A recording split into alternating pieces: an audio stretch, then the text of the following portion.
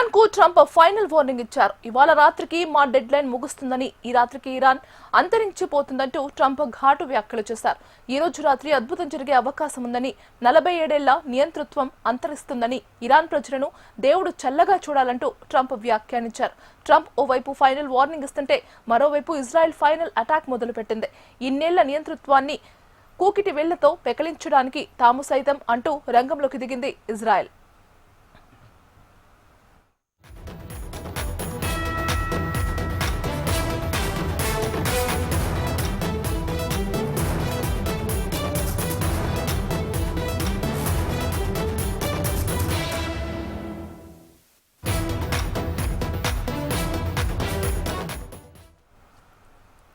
Iran కు Trump final warning ఇచ్చారు.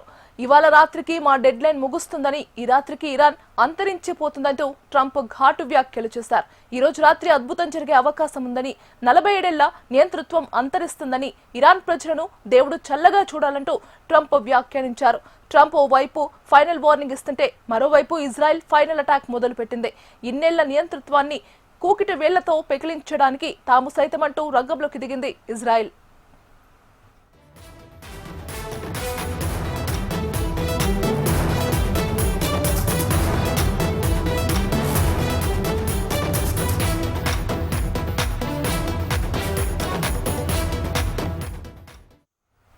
Iran కు ట్రంప్ ఫైనల్ వార్నింగ్ ఇచ్చారు.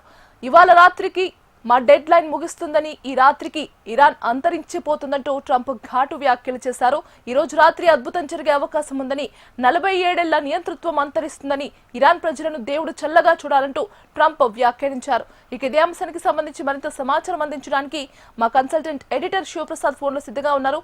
శివప్రసాద్, ప్రధానంగా మనం చూసినట్లయితే ట్రంప్ ఇచ్చినటువంటి వార్నింగ్ కి డెడ్ లైన్ రేపు, అంటే మనకి రేపు తెల్లవారుజామున భారత ప్రకారం ప్రకారం రేపు తెల్లవారుజామున 5:30 గంటలతో ముగుస్తుంది. ఆ తర్వాత తను ఏం చేయాలి అనుకున్నది విధ్వంసం చేస్తానని ఆల్రెడీ ప్రకటించాడు. ఆ నేపథ్యంలో మరోసారి అదే అంశాన్ని పునరుద్ఘాటించాడు. ఖచ్చితంగా ఇరాన్ భూపటం నుంచి అదృశ్యం అయిపోతుంది మొత్తం అంతా కూడా అనే అభిప్రాయాన్ని అతను వ్యక్తం చేశాడు తన యొక్క మాటల ద్వారా. అంటే తీవ్రంగా ఇరాన్ అనే దాని మీద భయంకరంగా విరుచుకుపడతాము, ఎట్టి పరిస్థితుల్లోనూ దాన్ని సర్వనాశనం చేసేస్తాను అనేది అతని ప్రధానమైనటువంటి ఉద్దేశ్యం. ఆల్రెడీ ఇప్పటికే దానికి సంబంధించినటువంటి కొంత విధ్వంసం జరుగుతున్నట్టుగా కూడా మనకు స్పష్టంగా కనిపిస్తూ ఉంటుంది. కొద్దిసేపటి క్రితం ఇజ్రాయెల్ ఇరాన్ మీద చాలా భయంకరమైనటువంటి దాడి చేసింది. ఆ దాడికి ముందు రైల్వే లైన్ల దగ్గర ఉండేటటువంటి వాళ్ళు, రైల్వే లైన్ల దగ్గర తిరుగుతున్నటువంటి వాళ్ళు వీళ్ళంత తొందరగా ఆ ప్రదేశాన్ని ఖాళీ చేసి వెళ్ళిపోవాలి అని చెప్పి వార్నింగ్ కూడా ఇచ్చింది. ఆ వార్నింగ్ ఇచ్చిన తర్వాత దాదాపు ఒక 3-4 అవర్స్ డిఫరెన్స్ లో చాలా చోట్ల పెద్ద పెద్ద రైల్వే బ్రిడ్జెస్ అన్ని కూడా పేల్చేసింది ఇజ్రాయెల్. సో ఇప్పటికే జరగాల్సినటువంటి విధ్వంసం అంతా కూడా జరుగుతోంది. ఇజ్రాయెల్ మాత్రం నేను యుద్ధం ఆపేది లేదు అని స్పష్టంగా చెబుతున్నటువంటి నేపథ్యంలో ట్రంప్ ఏం చేస్తాడనేది పక్కన పెడితే టోటల్ గా వార్ అయితే కంటిన్యూ అవుతోంది. యథాతథంగా చాలా చోట్ల సివిలియన్స్ కలిపోతున్నటువంటి పరిస్థితి కూడా కనిపిస్తోంది.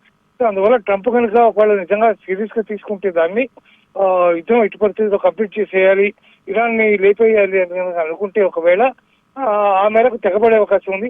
కానీ అలా జరగదని చాలా మంది విశ్లేషకులు లేకపోతే ట్రంప్ వ్యవహార శైలి తెలిసిన వాళ్ళు చెబుతూ ఉన్నటువంటి పరిస్థితి. అంటే ఎంత బెదిరించినా కూడా లొంగకపోతే అప్పుడు ఏం చేస్తాడు అనేది ఆలోచించవలసిన విషయం. కానీ అక్కడ దాకా రాదు పరిస్థితి. డెఫినెట్ గా ఈ లోపల ఏదో ఒకటి జరుగుతుంది అనేది అందరూ కూడా ఆశాభావాన్ని వ్యక్తం చేసినటువంటి పరిస్థితి ఉంది.